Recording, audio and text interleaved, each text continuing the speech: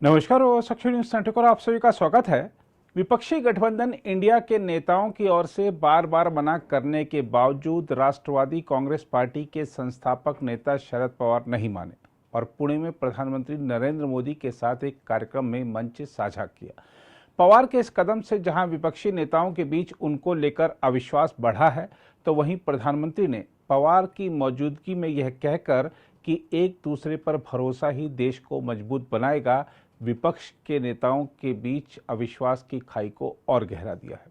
खास बात यह रही कि मंच पर मोदी और पवार जिस गर्मजोशी के साथ मिले, उसको देखते हुए विपक्षी गठबंधन के नेताओं का आश्चर्यचकित होना स्वाभाविक है। जिन मोदी पर कुछ दिन पहले पवार अपनी पार्टी को तोड़ने का आरोप लगा रहे थे, उन्हीं के साथ आज वह मंच भी साझा कर रहे थे और जब प्रधानमंत्री को लोकमान्य तिलक राष्ट्रीय पुरस्कार दिया गया तो पवार तालियां भी बजा रहे थे। यही नहीं, प्रधानमंत्री ने विदेशी आक्रमणकारियों के नाम पर रखी गई चीज़ों के नाम बदलने का भी समर्थन किया। इस दौरान पवार मुस्कुरा रहे थे, जबकि कुछ दिनों पहले जब महाराष्ट्र में औरंगजेब तथा अन्य मुद्दों को लेकर तनाव पैदा हुआ था, तो एनसीपी ने इसके लिए बीजेपी की सोच को जिम्मेदार ठहराया था। एक खास बात यह भी रही कि जब मोदी पुणे पहुंचे तो मुख्यमंत्री एकनाथ शिंदे और उप मुख्यमंत्री देवेंद्र फडणवीस के साथ दूसरे उप मुख्यमंत्री और पवार के भतीजे अजीत पवार भी प्रधानमंत्री की अगवानी करने पहुंचे थे। यानी भतीजे ने प्रधानमंत्री की अगवानी की और चाचा ने प्रधानमंत्री के साथ मंच साझा किया। यह सब दृश्य देखकर विपक्षी गठबंधन के मन में यह सवाल उठ रहा है कि कहीं मोदी और पवार मिलकर कोई खेला तो नहीं कर रहे हैं। जहां तक प्रधानमंत्री के पुणे दौरे की बात है, तो उन्होंने शुरुआत डगड़ू शेठ मंदिर में पूजा अर्चना से की। उसके बाद उन्होंने पुरस्कार समारोह में भाग लिया और कुछ सरकारी योजनाओं के लाभार्थियों से मुलाकात की तथा पुणे मेट्रो के नए चरणों को हरी झंडी दिखाई। जहां तक पुरस्कार समारोह में प्रधानमंत्री के भाषण की बात है, तो आपको बता दें कि प्रधानमंत्री नरेंद्र मोदी ने पुणे में लोकमान्य तिलक राष्ट्रीय पुरस्कार ग्रहण करते हुए कहा कि एक दूसरे पर भरोसा ही देश को मजबूत बनाएगा। मोदी ने कार्यक्रम में अपने संबोधन में कहा कि अगर अविश्वास का माहौल है तो विकास असंभव है। प्रधानमंत्री ने कहा कि लोकमान्य तिलक स्वतंत्र प्रेस के महत्व का समझते थे। मोदी ने कहा उन्होंने स्वतंत्रता संग्राम की दिशा बदल दी। अंग्रेजों ने उन्हें भारतीय अशांति का जनक कहा था।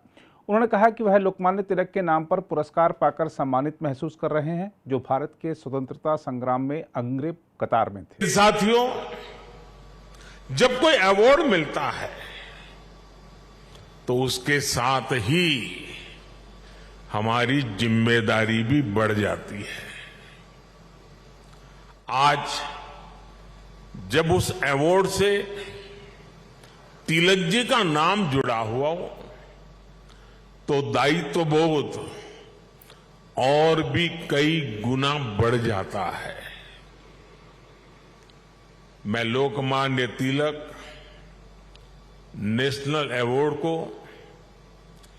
140 करोड़ देशवासियों के चरणों में समर्पित करता हूं।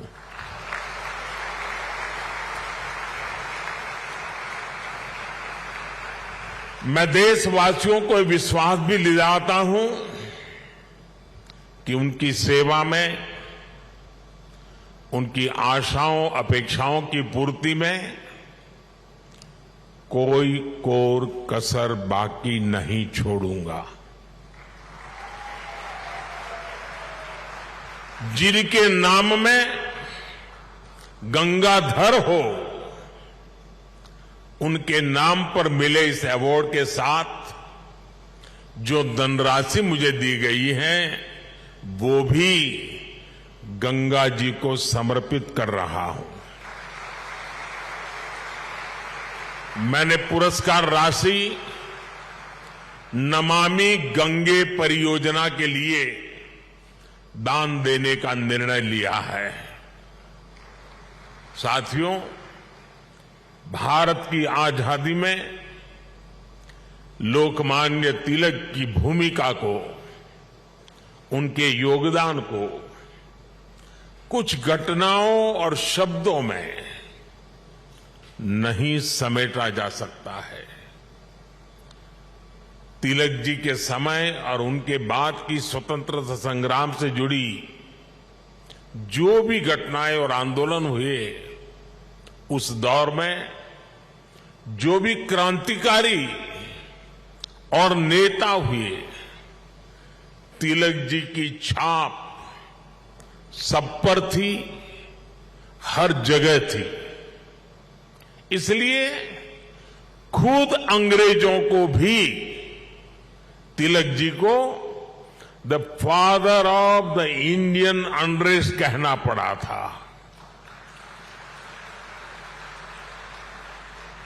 तिलक जी ने भारत के स्वतंत्रता आंदोलन की पूरी दिशा ही बदल दी थी। जब अंग्रेज कहते थे कि भारतवासी देश चलाने के लायक नहीं है, तब लोकमान्य तिलक ने कहा कि स्वराज्य हमारा जन्मसिद्ध अधिकार है। अंग्रेजों ने धारणा बनाई थी कि भारत की आस्था, संस्कृति, मान्यताएं, ये सब पिछड़ेपन का प्रतीक है। लेकिन तिलक जी ने इसे भी गलत साबित किया।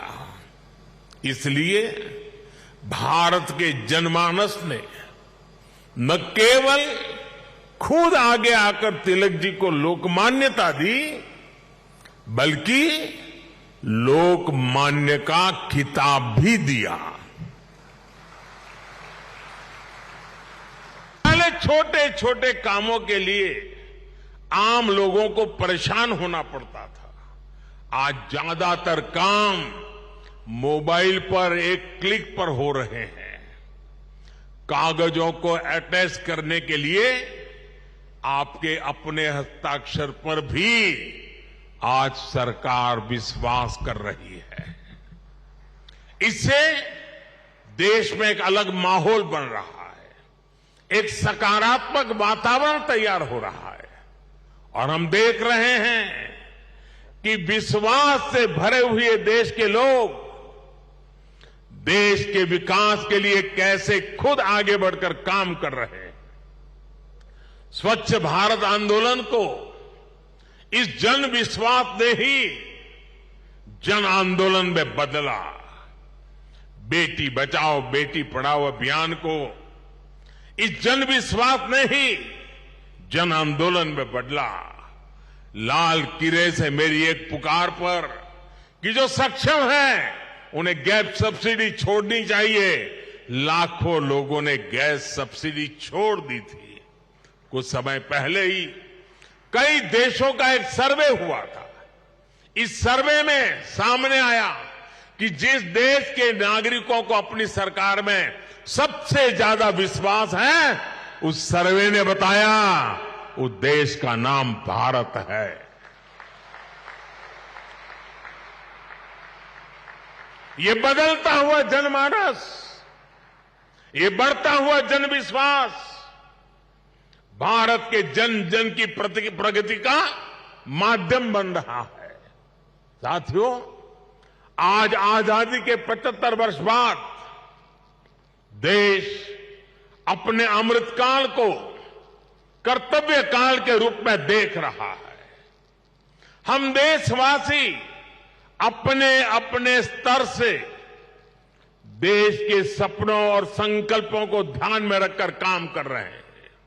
इसलिए आज विश्व भी भारत में भविष्य देख रहा है।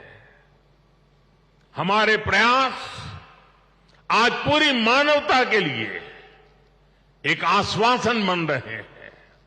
मैं मानता हूं कि लोकमान्य आज जहां भी उनकी आत्मा होगी, वो हमें देख रहे हैं, हम पर अपना आशीर्वाद बरसा रहे हैं।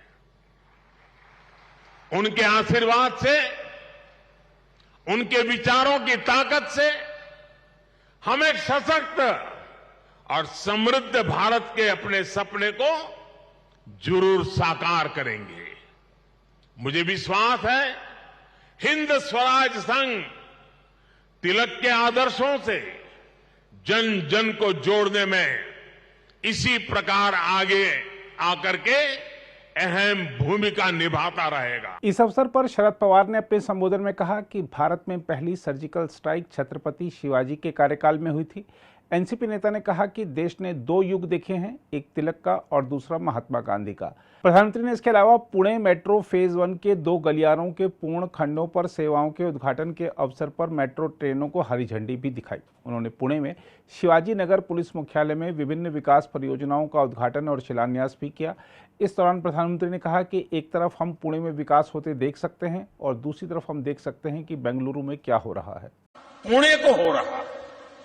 साथियों, एक तरफ महाराष्ट्र में हम चौतरफा विकास होते देख रहे हैं, वहीं दूसरी तरफ पड़ोसी राज्य कर्नाटका में जो हो रहा है वो भी हमारे सामने है। बेंगलुरु इतना बड़ा आईटी हब है, ग्लोबल इन्वेस्टर्स का सेंटर है। ये जरूरी था कि इस समय बेंगलुरु का, कर्नाटका का तेजी से विकास हो, लेकिन वहां जिस प्रकार की घोषणाएं करके सरकार बनाई गई, उसके दुष्परिणाम इतने कम समय में आज पूरा देश देख रहा है और चिंता अनुभव कर रहा है। जब कोई पार्टी अपने निहित स्वार्थों के लिए सरकार की तिजोरी खाली करती है तो इसका नुकसान सबसे ज्यादा राज्य के लोगों को होता है। हमारी युवा पीढ़ी के भविष्य पर सवालिया निशान लग जाता है।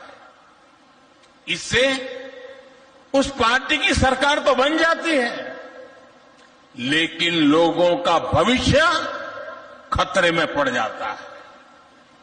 हाल ये है कि कर्नाटका सरकार खुद मान रही है कि उसके पास बेंगलुरु के विकास के लिए, कर्नाटका के विकास के लिए तिजोरी खाली है, पैसे ही नहीं है। भाइयों, ये देश के लिए बहुत चिंताजनक है। यही स्थिति राजस्थान में भी हम देख रहे हैं। वहां भी कर्ज का बोझ बढ़ रहा है, विकास के काम ठप पड़े हैं। साथियों, देश को आगे बढ़ाने के लिए, विकसित बनाने के लिए नीति, नियत और निष्ठा उतनी ही जरूरी है। सरकार को, सिस्टम को चलाने वालों की नीति, नियत और निष्ठा ही तय करती है कि विकास होगा या नहीं होगा। इसके अलावा प्रधानमंत्री नरेंद्र मोदी ने पुणे के डगडू शेठ हलवाई गणेश मंदिर में पूजा अर्चना की। दिल्ली से पुणे पहुंचने के तुरंत बाद प्रधानमंत्री मोदी शिवाजी रोड स्थित इस प्रसिद्ध गणेश मंदिर में पहुंचे। मंदिर के न्यासियों ने बताया कि मोदी पहले प्रधानमंत्री हैं जिन्होंने इस पद पर रहते हुए मंदिर के दर्शन किए तथा वहां पूजा अर्चना की। कुछ पूर्व राष्ट्रपति पद पर रहते हुए तथा बाद में पूर्व प्रधानमंत्री, कैबिनेट मंत्री, मुख्यमंत्री तथा राजनीतिक नेता 10 दिवसीय गणेश उत्सव के दौरान मंदिर के दर्शन कर चुके हैं। डगडू शेठ हलवाई मंदिर का प्रबंधन श्रीमंत डगडू शेठ हलवाई गणपति ट्रस्ट करता है और यह राज्य के सबसे अमीर मंदिरों में से एक है तथा श्रद्धालुओं का मानना है कि यहाँ विराजमान देवता मनोकामनाओं की पूर्ति करते हैं। फखरुद्दीन अली अहमद राष्ट्रपति पद पर रहते हुए इस मंदिर आए थे और पूर्व प्रधानमंत्री अटल बिहारी वाजपेयी, चंद्रशेखर तथा आई.के. गुजराल पद पर नहीं रहने के बाद मंदिर में पूजा अर्चना कर चुके हैं। वाजपेयी सरकार में कैबिनेट मंत्री रहे बीजेपी नेता लालकृष्ण आडवाणी यहां दर्शन करने आए थे, जबकि शंकर दयाल शर्मा राष्ट्रपति पद का अपना कार्यकाल पूरा करने के बाद मंदिर में आए थे। हाल ही में केंद्रीय गृह मंत्री अमित शाह, एनसीपी नेता शरद पवार, पूर्व उपराष्ट्रपति वेंकैया नायडू और केंद्रीय मंत्री नितिन गडकरी ने मंदिर में दर्शन किए थे। राष्ट्रीय स्वयंसेवक संघ के प्रमुख मोहन भागवत भी मंदिर में पूजा अर्चना कर चुके हैं। ट्रस्ट की वेबसाइट पर उपलब्ध जानकारी के अनुसार पंडित भीमसेन जोशी, बिस्मिल्लाह खान और लता मंगेशकर ने भी इस मंदिर के दर्शन किए थे। अगर आप भी लेना चाहते हैं देश दुनिया की तमाम जानकारी तो आज ही सब्सक्राइब करें हमारे चैनल को। साथ ही नीचे दिए बेल आइकन को जरूर दबाएं ताकि हर अपडेट आप तक पहुंच सके।